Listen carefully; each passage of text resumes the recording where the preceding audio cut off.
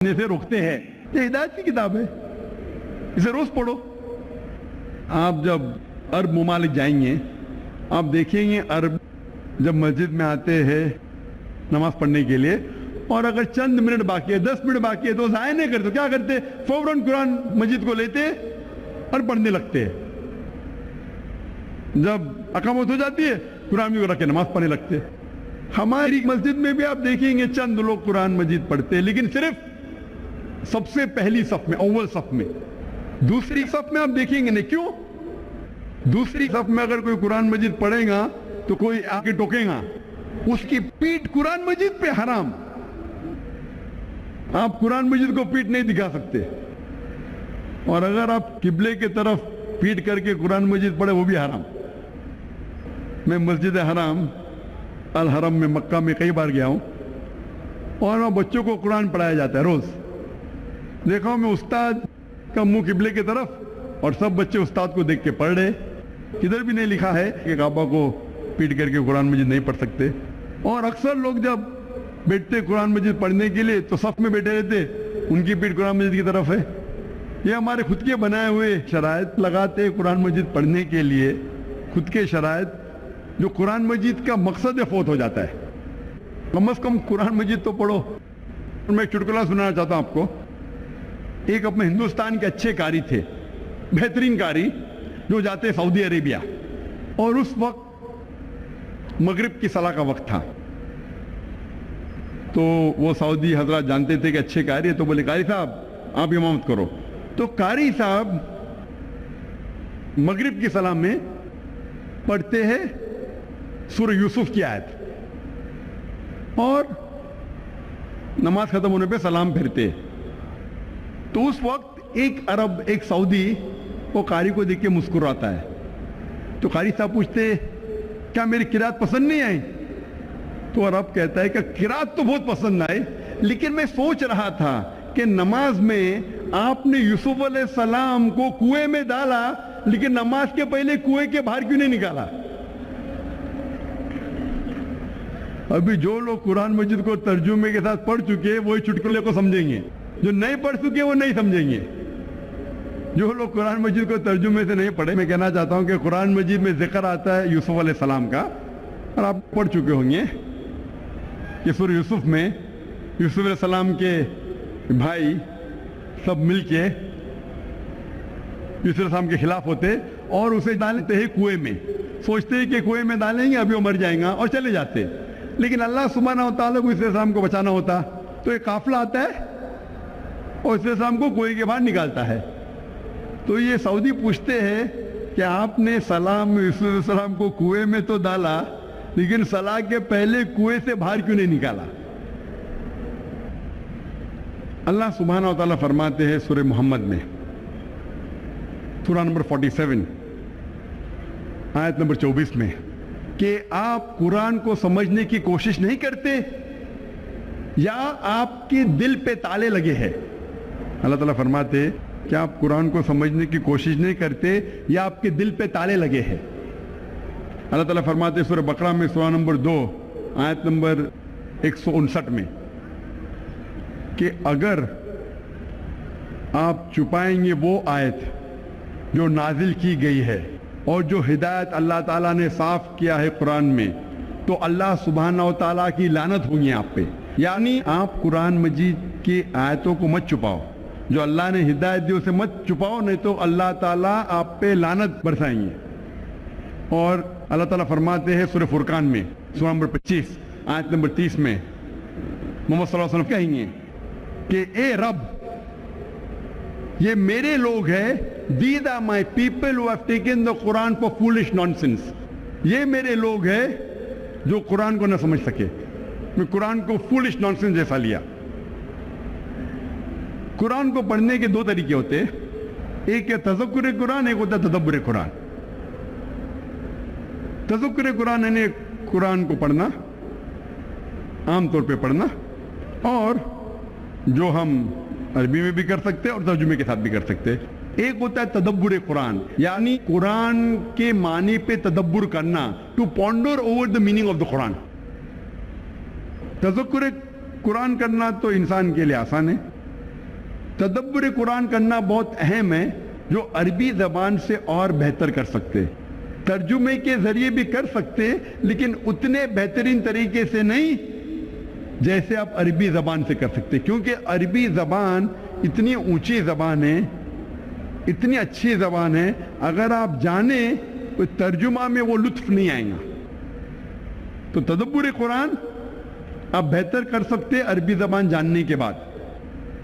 اور اکثر آپ کتاب کوئی پڑھیں گے، ایک بار پڑھیں گے، دو بار پڑھیں گے، تیسری چوتھی بار میں آپ تھک جائیں گے، لیکن قرآن مجید اگر 1000 بار بھی پڑھیں گے، 1001 بار پڑھیں گے، پھر بھی آپ کو مزہ آئے گا، پھر بھی آپ لطف اٹھائیں گے، پھر بھی آپ ہدایت پائیں گے، کیونکہ ہر قرآن کی آیت کے الگ پہلو ہے۔ قرآن مجید ایک ہی آیت ایک عام انسان پہ بھی چھا جاتی ہے اور ایک عالم کو بھی۔ جتنی بار آپ قرآن مجید پڑھیں گے سمجھ کے، اتنی بار آپ کو اور مزہ آئے گا، آپ کو اور ہدایت ملیں گی، آپ کبھی بھی نہیں تھکیں گے۔ اسی لیے ہر مسلمان کے گھر میں قرآن مجید ہونا فرض ہے، نہ کہ صرف عربی زبان میں، لیکن اگر عربی زبان نہیں جانتے آپ سمجھنا، تو فرض ہے کہ آپ قرآن مجید کا ترجمہ اپنے گھر میں رکھیں، اس زبان میں جو زبان میں آپ کو مہارت ہے۔ اگر اردو میں مہارت ہے تو اردو میں رکھیے، ہندی میں مہارت ہے تو ہندی میں رکھیے، انگلش میں مہارت ہے تو انگلش میں رکھیے، گجراتی میں مہارت ہے تو گجراتی میں رکھیے، لیکن فرض ہے کہ آپ کے گھر میں قرآن مجید کا ترجمہ ہونا چاہیے اور اسے روز آپ کو پڑھنا چاہیے۔ سب سے بہترین تحفہ اگر آپ کسی کو دے سکے وہ ہے قرآن مجید ترجمے کے ساتھ، چاہے شادی کا موقع ہو، چاہے آپ کا دوست نیا گھر لیا ہے یا نئی آفس میں جا رہا ہے، سب سے بہترین تحفہ ہے قرآن مجید کا ترجمہ۔ غریب انسان بھی اسے پسند کرے گا اور امیر بھی اسے پسند کرے گا۔ اور سب سے بہترین تحفہ آپ اپنے بچوں کو دے سکتے ہیں وہ ہے قرآن مجید، اور یہ تحفہ اس کی زندگی کے آخری دن تک اسے ہدایت دیتا رہے گا۔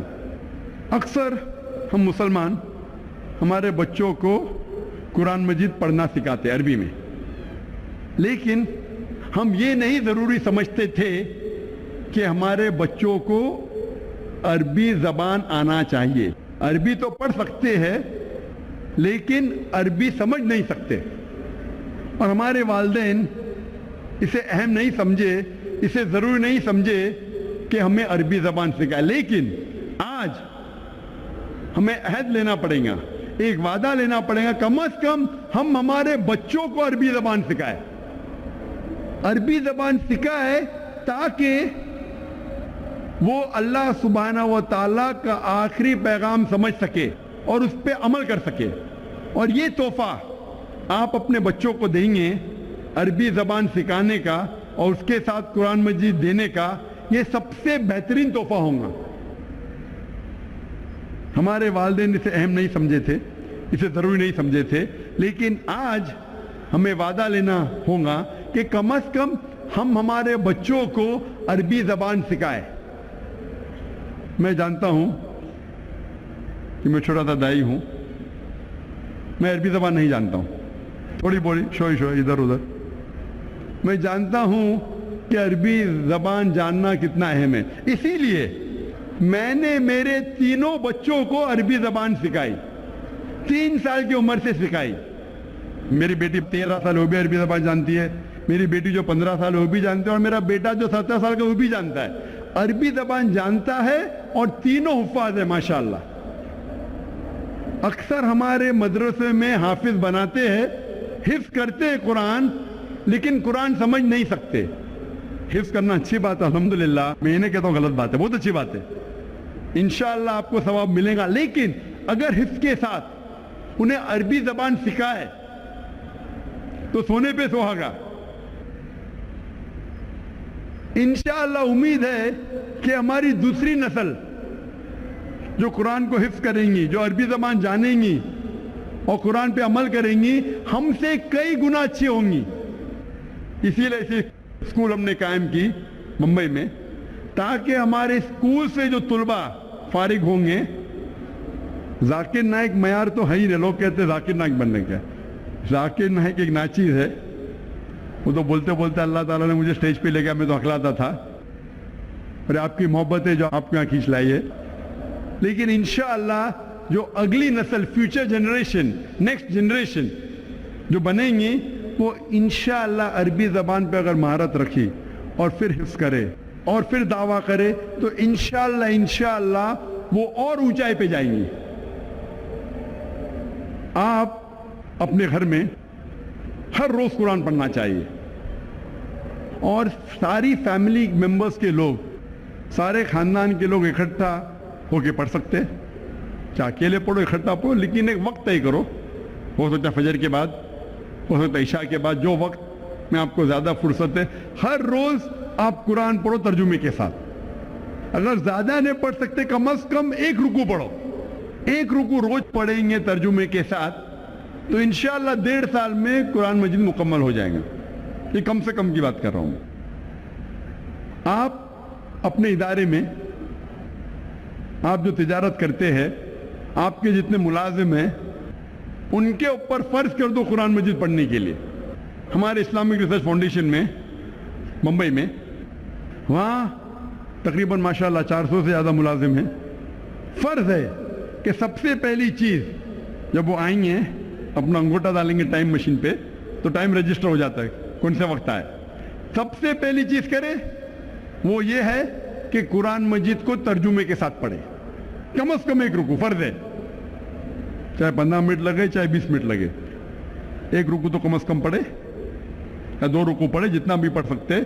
عربی میں پڑھے, اس کے ساتھ ترجمہ پڑھے. لوگ کہیں گے 400 لوگ ہر روز 15 سے 20 منٹ, یہ تو فضول خرچی ہے. آپ نہیں جانتے کہ آپ کے ملازم اگر قرآن مجید پڑھیں گے معنی کے ساتھ, وہ پڑھیں گے کہ ایمانداری کتنی اچھی چیز ہے, رشوت دینا نہیں چاہیے, رشوت لینا نہیں چاہیے, جھوٹ نہیں بولنا چاہیے. آپ کے تجارت میں برکت ہوں گی. اگر غیر مسلم بھی آپ کے وہاں کام کرے, اگر ترجمہ پڑھیں گے تو وہ ہدایت پائیں گے. اور جب بھی وقت آپ کو ملے تو کوشش کرے کہ قرآن مجید پڑھے. ایک ہوتا ہے کہ پہلے صف سے آخری تک پڑھے, اگر بیچ میں وقت مل گیا تو آپ انڈیکس کے ذریعے, انڈیکس ہوتا ہے مثال کے طور پہ قرآن مجید عبداللہ انڈیکس ہے, آپ انڈیکس کے جو موضوع پہ پڑھنا چاہتے, نساء عورت کی موضوع پہ پڑھیے, محمد صلی اللہ علیہ وسلم, محمد صلی اللہ علیہ وسلم کا ذکر کیا قرآن مجید میں پڑھیے. جو موضوع پہ آپ کو انٹرسٹ ہے انڈیکس کے ذریعے پڑھ سکتے. آپ قرآن مجید کو کہیں سے کھول کے پڑھ سکتے, لیکن جب بھی آپ کو وقت ہے آپ قرآن مجید پڑھیے, یہ آپ کو ہدایت دیں گا, اور انشاءاللہ اس دنیا اور آخرت میں بھی آپ کے لیے یہ فائدہ مند ثابت ہوگا. اللہ تعالیٰ فرماتے ہیں سورہ حشر میں, سورہ نمبر 59 میں, آیت نمبر 21 میں, کہ اگر قرآن پہاڑ پہ نازل ہوتا تو یہ پہاڑ جھک جاتا اور پردے ہو جاتا ہے اللہ کے خوف میں. اللہ تعالیٰ فرماتے سورہ حشر میں سورہ نمبر 59 آیت نمبر 21 میں, اگر قرآن پہاڑ پہ نازل ہوتا تو پہاڑ جھک جاتا اور پردے ہو کے گر جاتا اللہ کے خوف سے. لیکن ہم مسلمانوں کو کوئی فرق نہیں پڑ رہا ہے. پہاڑ نشانی ہے طاقت کی. ہم مسلمانوں کے اوپر اگر قرآن نازل ہوا سارے انسانوں پہ, ہم مسلمان اگر پڑھے اور اس سے ہدایت پائے تو انشاءاللہ یہ ہمیں فائدہ مند ثابت ہوگا اس دنیا میں اور آخرت میں بھی. اور آج ہم دیکھتے ہیں دنیا بھر میں کہ مسلمان ہمیشہ نیچے دیکھے جاتے. ایک وقت تھا جو مسلمان عروج پہ تھے, آج ہم عروج پہ نہیں ہیں, آج ہم نیچے ہیں. کیوں؟ کیونکہ پہلے ہم مسلمان قرآن اور حدیث کے قریب تھے, اسی لیے ہم عروج پہ تھے. آج ہم مسلمان نیچے ہیں کیونکہ ہم قرآن مجید سے دور ہوتے جا رہے ہیں. انشاءاللہ اگر پھر سے ہم قرآن مجید کے قریب آئیں گے تو انشاءاللہ ہم پھر سے عروج پہ پہنچ جائیں گے. میں تقریر ختم کرنا چاہتا ہوں اس حدیث سے جو حضرت عثمان رضی اللہ عنہ نے بیان کی تھی, جو صحیح بخاری میں ہے, جلد نمبر 6 حدیث نمبر 5027 میں حضرت عثمان رضی اللہ عنہ فرماتے کہ محمد صلی اللہ علیہ وسلم نے فرمایا, خیرکم من تعلم القرآن وعلمہ, کہ سب سے بہترین وہ ہے جو قرآن سمجھ کے پڑھتا ہے اور اس کا علم دوسروں تک پہنچاتا ہے. وآخر دعوانا الحمدللہ رب العالمین.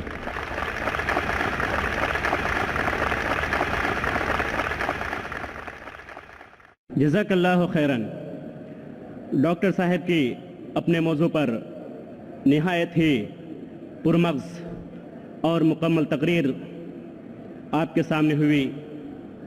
آئندہ کل ڈاکٹر صاحب کا کھلا سوال و جواب ہوگا اور پرسوں ڈاکٹر صاحب کا پھر خطاب ہوگا. لیکن جیسا کہ آپ تمام حضرات بخوبی واقف ہیں کہ ڈاکٹر صاحب کے خطاب کے بعد سب سے اہم سیشن، سب سے اہم نشست جو ہوتی ہے وہ سوال و جواب کی ہوتی ہے. اب وقت آ چکا ہے کہ آپ جناب ڈاکٹر ذاکر نائک صاحب سے روبرو ہوں اپنے سوالوں کے ساتھ.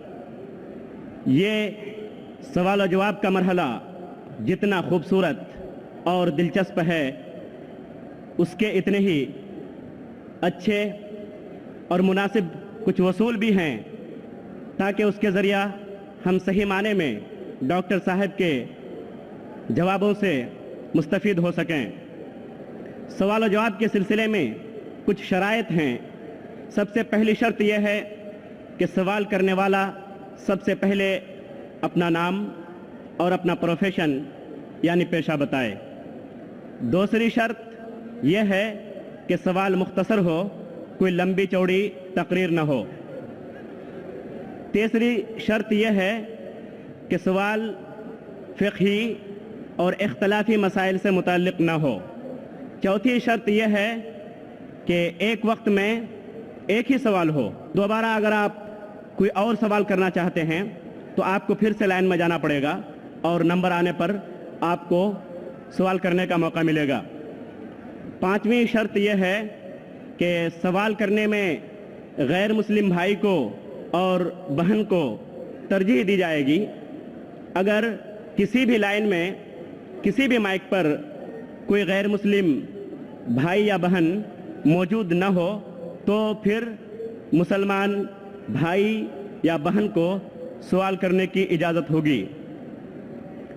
سوال کرتے وقت غیر مسلم بھائی اور بہن کو مکمل اجازت ہوگی کہ اسلام کے متعلق کوئی بھی سوال کریں وہ کر سکتے ہیں، جبکہ مسلم بھائی اور بہن کے لیے یہ شرط ہے کہ وہ صرف موضوع سے متعلق سوال کریں. واضح رہے کہ آج کا موضوع ہے کیا قرآن کریم کو سمجھ کر پڑھنا ضروری ہے.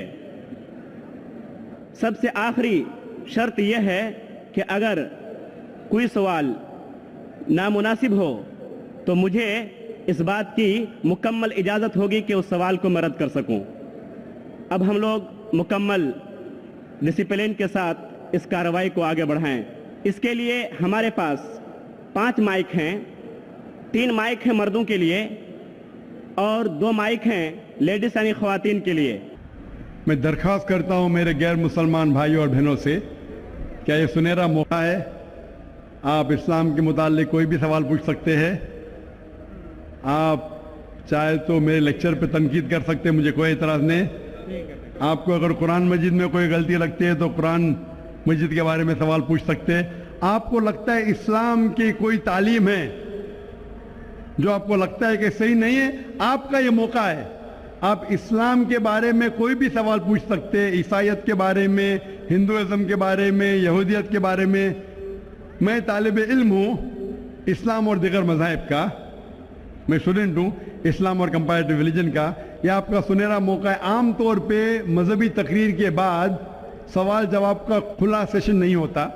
یہ موقع ہے کہ میں غیر مسلمان بھائیوں اور بہنوں سے درخواست کرتا ہوں کہ آپ کوئی بھی سوال کر سکتے ہیں، ٹاپک کے اندر ٹاپک کے باہر بھی، مجھے کوئی اعتراض نہیں. آپ چاہے تو قرآن مجید کو اٹیک کر سکتے ہیں، اسلام کو اٹیک کر سکتے ہیں. میں نوجوان ہوں لیکن میں لے سکتا ہوں. آپ کوئی بھی سوال کر سکتے ہیں، یہ آپ کا موقع ہے. آپ کو ایسے موقع بار بار نہیں آئیں گے.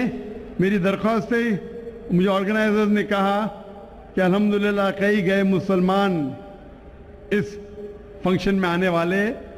آپ بنا جھجک کوئی بھی سوال پوچھ سکتے، چاہے تنقیدی بھی ہو تو بھی چلیں گا، مجھے کوئی اعتراض نہیں، آپ کوئی بھی سوال پوچھ سکتے۔ میں غیر مسلمان بھائیوں اور بہنوں سے درخواست کرتا ہوں کہ آپ مائک کی طرف آئیے اور آپ کوئی بھی سوال پوچھ سکتے ہیں۔ سب سے پہلے ہم چلتے ہیں مائک نمبر 1 پر، وہاں اگر کوئی غیر مسلم بھائی ہے اور ان کے ذہن میں کوئی سوال ہے تو وہ سوال کر سکتے ہیں مائک نمبر 1 سے۔ آداب۔ آداب، السلام علیکم۔ وعلیکم السلام۔ میرا نام وجے کمار بوترا، میں کشن گنج کا نواسی ہوں، اینڈ یہاں پر ایک میری ریزن کی انڈسٹری ہے۔ By profession I am an entrepreneur. ماشاءاللہ۔ ایسا ہے، آپ کے وشے میں نے آپ کی تقریریں کافی ٹی وی پر بھی دیکھی ہے، پیس ٹی وی پر کلکتے میں، اور ہم نے ایسا پایا کہ آپ اسلام کے علاوہ ہندو شاستروں میں بھی آپ کی بہت بڑی آستھا اور بہت بڑی روچی رکھتے ہیں۔ میرے میں یہ جاننے کی اتسکتا ہے کہ آپ کی یہ اتسکتا ہندو شاستر کے پرتی کب آئی اور کیوں آئی، اس کے وشے میں مجھے آپ سے تھوڑا جواب۔ بھائی صاحب کا سوال ہے کہ انہوں نے مجھے ٹی وی پہ کلکتہ میں کئی بار دیکھا ہے اور یہ جانا ہے کہ اسلام کے علاوہ میں دیگر مذاہب کے بارے میں بات کرتا ہوں اور ہندو دھارمک کتابوں کے بارے میں بھی میں علم رکھتا ہوں، تو یہ پوچھنا چاہتے یہ خواہش کب آئی اور کیسے آئی۔ میں جب میرا میڈیکل کالج میں تھا تو میں متاثر ہوا ایک شخص جن کا نام تھا شیخ احمد دیدار۔ وہ ساؤتھ افریقہ کے تھے اور وہ اسلام اور عیسائی مذہب پہ مہارت رکھتے تھے۔ جب ان کی تقریر سنا تو میں ان سے متاثر ہوا اور میں نے قرآن اور بائبل کا الحمدللہ علم حاصل کیا۔